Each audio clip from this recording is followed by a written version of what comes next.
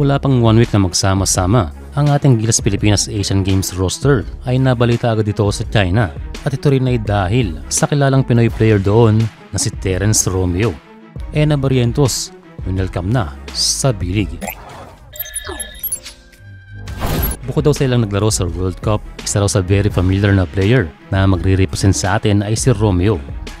Ganyan kasi si TR7 sa China at kilalang kilala ng mga Chinese fans. Kanilang binalikan ang 2017 Asia Cup na kung saan pinangunahan ni Terence Romeo ang Gilas sa 26 points para talunin ang kupunan ng China. Kanilang special mention ang tapatan ni Romeo at ng Chinese star na si Guo Ailun.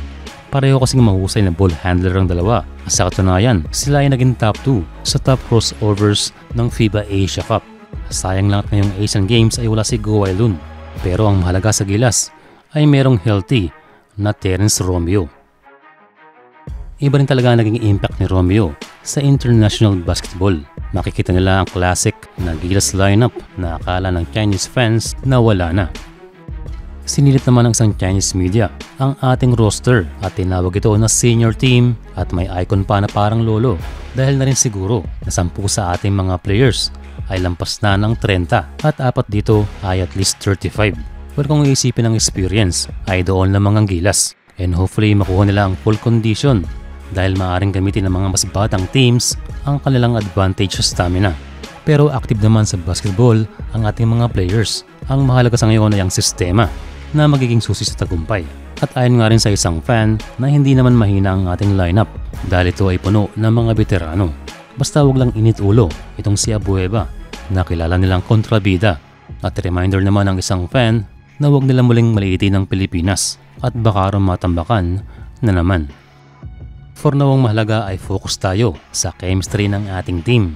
At sa nangyaring practice kahapon ng Gilas ay good job dito sa pamunuan ng SMC dahil binigyan nila ng pagkakataon ng mga basketball fans ay mapalapit sa ating national team. Samantala ay welcome na si Ronjay Barrientos ng kanyang team sa B-League na Hsinchu Brave Warriors.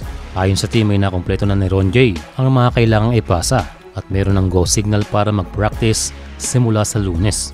Marami ang nagulat sa paglipat ni Ronjay sa Japan. Ito ay sa kabila ng successful na season at nakuha pa ang Rookie of the Year. Sa kanyang pagpasok sa B-League ay makikita niya kung ano nga ba ang pagkakaiba ng dalawang liga. Kung titignan ng roster ng Hsinchu Brave Warriors ay may kaunting problema si Ronjay. Ito ay dahil 3 silang point guard. Sana'y huwag siyang matulad kay Deleano, pero skill-wise ay siguradong mangingibabaw itong si Ronjay. Sa ngayon ay kailangan niya muna mag-practice sa team, patunayan ng sarili na siya ay fit sa system. Pakita niya lang ang kanyang quality as a point guard at sigurado niyang ma-earn ang kanyang minuto.